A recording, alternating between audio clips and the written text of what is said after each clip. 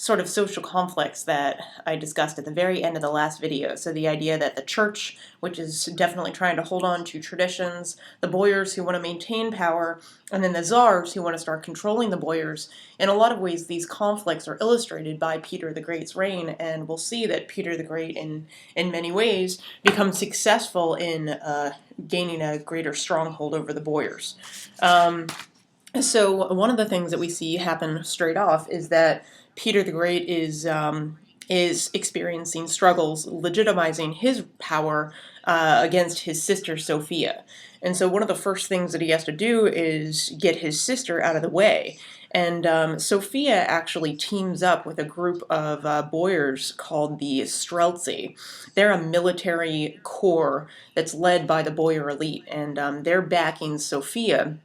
And so what Peter actually does is he addresses the Streltsy. There's a major Streltsy rebellion against Peter, but he eventually defeats the Streltsy, gets them to disband. And what's interesting is eventually the Streltsy ends up joining along with Russia's regular army. And he makes sure that Sophia never returns to challenge his power by forcing her to join a convent. And so this is an illustration of Sophia, Peter's sister. This is Peter himself, and this is just an image of the Streltsy rebellion. So again, Peter's rise to power illustrates his attempts to control the boyars much more tightly. One of the major accomplishments that Peter makes with the church is he starts to make it more of a government organization and less of an autonomous one. And so, as I said in the previous videos, we know that the church had long been a force that was uniting the Russian people and the Tsar. Like we saw with Ivan the Great, for example, he legitimized his rule by marrying into a family that had close connections with the Eastern Orthodox Church. Just like absolutists in Western Europe, rulers in Russia claimed their rule by divine right through the church. And so what's interesting is that Peter is turning the church into something that's more controlled by the state and less controlled by itself. And so one of the positions in the church was called the Patriarch. And this essentially served as the head of the church. Remember, there's no pope in the Eastern Orthodox Church. So Peter actually abolishes this position.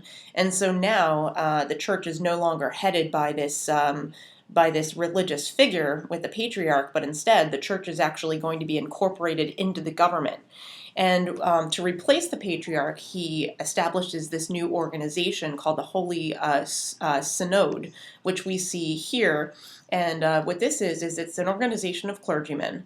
But the difference between the Holy Synod and the Patriarch was that the Holy Synod was actually overseen by a secular official, and that secular official answered directly to the Tsar. So now we see that the organization of church leadership is actually controlled directly by the government. Another thing that he does to try to control the church is he changes the minimum age for men to become monks, and that age raises all the way up to 50. And so what we see here is, again, an effort of Peter to try to control the church, but also you might ask, why did he want men to be so much older before they joined the church order? And one of the reasons why he did that was because he wanted young men to first serve as soldiers. So again, we see a shift more towards military expansion under Peter's rule and less of church power. We do see some conflicts, some resistance against Peter's church reforms. There was an older sect of Eastern Orthodox followers called Old Believers, which believed that Peter's reforms with the church were unwelcomed. But eventually we will see that Peter's church reforms are going to surpass the power of the Old Believers themselves. Another thing that Peter is very well known for is bringing more Western traditions into Russia. So fairly early in his reign, in 1696, Peter visits Western Europe, and he attempts to do so in a covert way. He dresses very simply, so he doesn't want to appear like a czar, and he travels under an alias name. But Peter sort of stood out because he was unusually tall for the time period. He was about 6'9", and so certain people still were aware of his identity, but at the same time, his attempt was to conceal his power and visit Europe as just as an ordinary person. One of the things that he was most interested in when he visited Europe was their military technology. So he visited shipyards, for example, and learned how naval technology was developing in Western Europe. So he actually worked on shipyards. So he definitely took the position of a layperson.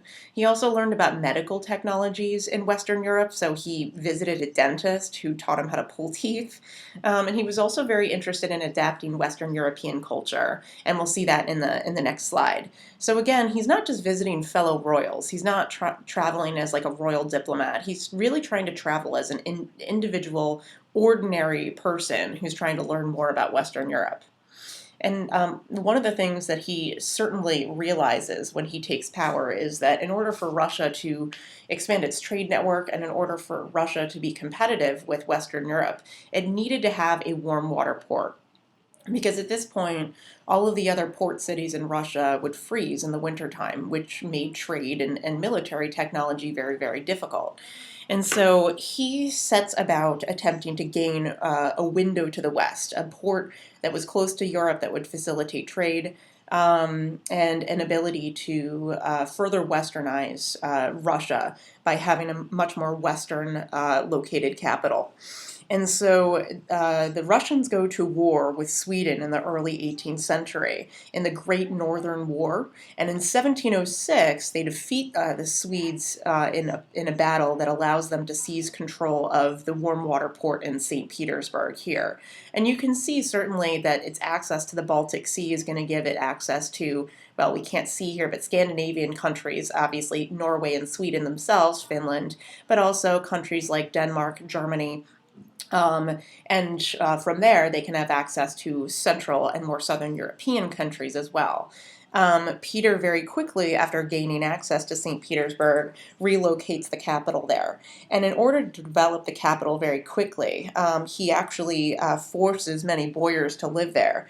And these boyars were doing required state service by working in his government. So we already saw this before. There was this attempt to kind of keep an eye on the boyars by making them live close to the capital. This very much continues when St. Petersburg becomes the new capital.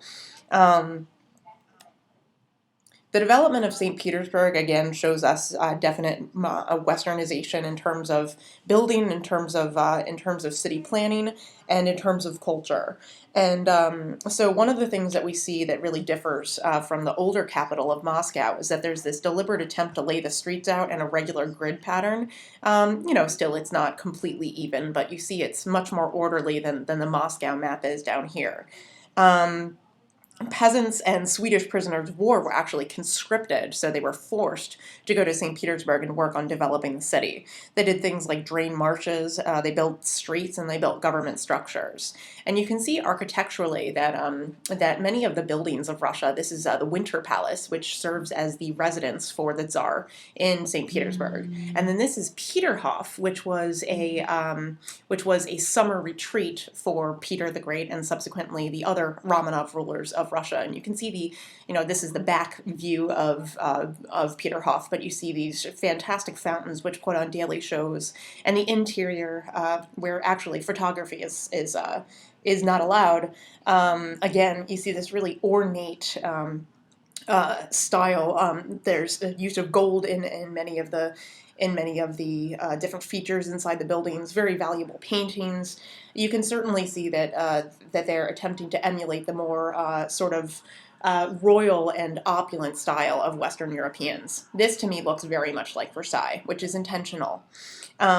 So again, what's really interesting here, as I said earlier, the fact that peasants and Swedish war prisoners were actually conscripted to work on the development of these cities shows us that the poorer people in Russia are certainly not faring any better with someone like Peter the Great in power. So even though he's trying to control the boyars, the serfs aren't doing any better. They're still effectively acting as slaves. They have no choice as to where they can go, and they're forced to work on structures at the Tsar's bidding. Another really important element of Westernization was in terms of culture, dress.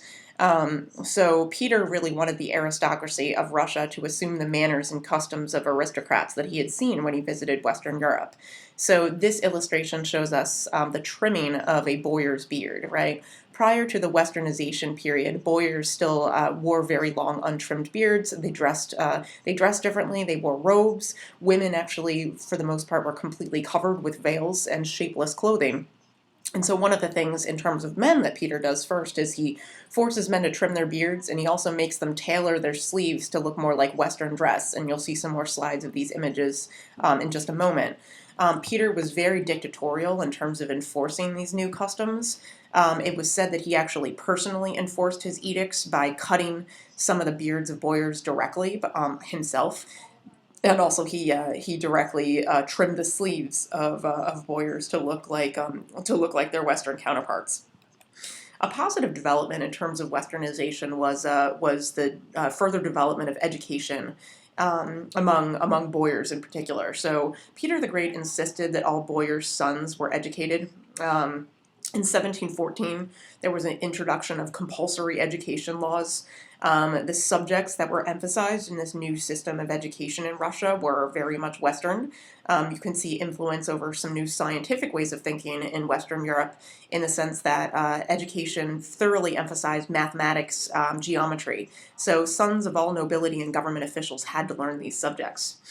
Also, there's going to be a development of medical schools, and there's going to be the formation of the Naval Academy. So these are also two very Western traditions that are brought to Russia. One of the limits to these reforms is that the education doesn't really reach the lower classes. So traditional customs in terms of really prolonged illiteracy, the continued trajectory into agricultural sort of just continuation of serfdom very much exists for the lower classes still. So that's just a development for the boyars. Women certainly elevate in status due to Westernization, so that's a positive development for them. So you see here, I was saying before, there are some representations of men here. Sorry, it's a little bit blurry, but Westernization, again, for both men and women, involved taking on the dress customs of Western Europeans. So now you don't see women wearing veils that cover them completely. And women also, for the first time in their history, were actually invited to join men for social events. So prior to Peter the Great, women normally would only interact with men that were in their direct families. But now you see that women were actually allowed to sort of converse with and interact with men in the public sphere. And another major development was that women now could marry on their own free will. So that's a huge development. It is very much uplifting women's social status in Russia. In terms of economic developments, again, Peter was very interested in bringing in Western European technologies into Russia. And so his visits, particularly his examination of shipbuilding in Western Europe, causes him to encourage bringing many new industries into Russia. And many of them were state-owned, which allowed the government to actually sort of dictate how much they would produce and make sure that there was a balance between different industries.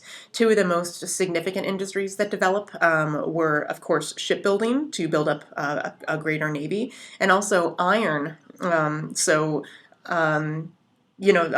was a significant amount of iron found naturally in the Ural Mountains, which were sort of towards Siberia and Russia. So by developing the iron industry, he's able to, again, further introduce more Western technologies into Russia. Even though a lot of the industries were state-owned, he also did encourage some private industries, so long as, of course, the products that they produced would benefit the state. He also brings in Western European workers to, again, introduce more Western European technological developments to Russia. So he brings in naval engineers from Western Europe to build ships according to Western models. And one of the things we see here is that even though there's a deliberate attempt to westernize Russia in an economic sense, there is still some limits in terms of how much revenue Peter is able to bring in. So he still doesn't have as much money as he wanted to develop his military. So in order to make up for that slack, he does raise taxes. And also he, as we said earlier, just like he does in St. Petersburg to build the city, he also conscripts workers to work in shipyards. And this is sort of seen as an extension of serfdom because, again, you see that, people who are forced to work in certain industries have very little control of their own mobility. So again, because he doesn't get enough revenue just from bringing in Western technologies, serfs, again, are not experiencing a better life by any means. Another thing that very much oppressed serfs was one of the taxes he imposed was called a head tax, which meant that you were taxed every person was taxed. So it was a tax per head, right? A tax per person. And the previous method of taxation was on land. So this was very oppressive to the peasants because they didn't have any money to speak of, but they still had to pay a tax because they were part of the population. So this tax on heads was very oppressive for peasants, as opposed to the land tax that previously existed that was only targeting landowners. One of the good developments, though, of Peter's economic reforms was he attempted to establish more of a meritocracy when he was forming his bureaucracy, and so he had this document called the Table of Ranks. And what the Table of Ranks was a list of military and government positions.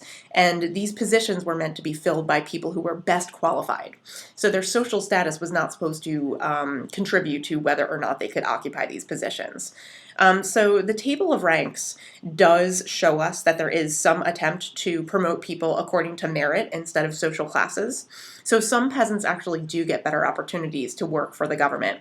But again, we know that the head tax was so burdensome that some people who are in those lower ranks of society do not have the ability to aspire to these positions, despite the fact that the Table of Ranks existed. In terms of political development, there are also Western traditions that you see here. So Peter is going to reorganize the Russian government, and in a lot of ways it resembles more Western European systems. So one of the things he does is he divides Russia into provinces. So in the early years before Russia expands greatly under Peter's rule, Russia had 8 different provinces, and as it keeps expanding, it has about 50 administrative positions later. So he hired provincial officials to work in these different provinces, and they received a salary directly from the government. And this was a huge change because prior to this government reorganization, local officials would not actually get paid by the government. Instead, they basically fed off the land. So, in other words, people who worked in the provinces would basically gain money through bribes, fees, and taxes that they would impose themselves. And so, by actually tying the provincial officials directly to the government, there was less corruption in more local government. And we are very aware that even though the government was divided into provinces, at the end of the day, still ultimately the centralized government was overseeing the provincial government. And another thing that he does is he creates what was called a Senate, but the Senate was basically an advisory council, which served to advise government officials when Peter was away at war. So we see that even when Peter was not actually present in the capital ruling, there was still a group of people that were meant to represent his best interests. So again, this is definitely evidence of much more centralization in government and adopting more Western techniques in ruling. So we can ask questions about the extent to which the Westernization processes actually changed daily life in Russia. So the general consensus is that the life of serfs did not really change that much. So many peasants actually sank deeper into serfdom because, as we said earlier, the head tax was a new thing for them, and prior to that, there was only a land tax, which did not affect serfs. And so actually many peasants suffered even more, and they also were subject to forced labor on state projects like shipyards, which we also mentioned. We do see that Westernization does change the upper classes much more. So the boyars are going to be exposed to more Western education. As the Enlightenment starts to take hold in Russia, we will see the Russian upper classes becoming more fluent in French. They are reading French novels. They prefer to speak French to one another because it's seen as sort of the language of intellectuals. And they also start to be inspired by Louis XIV's court for fashion. So again, we really see that Westernization is changing the upper classes much more, and it's changing, of course, the government itself. It's changing the prestige of the Tsar. It's also changing the power of the church, but again, the serfs really do not experience that much of a difference. We're going to pick up with the next video on Catherine the Great, and that will be our final video on absolutism in Russia, so stay tuned for that one.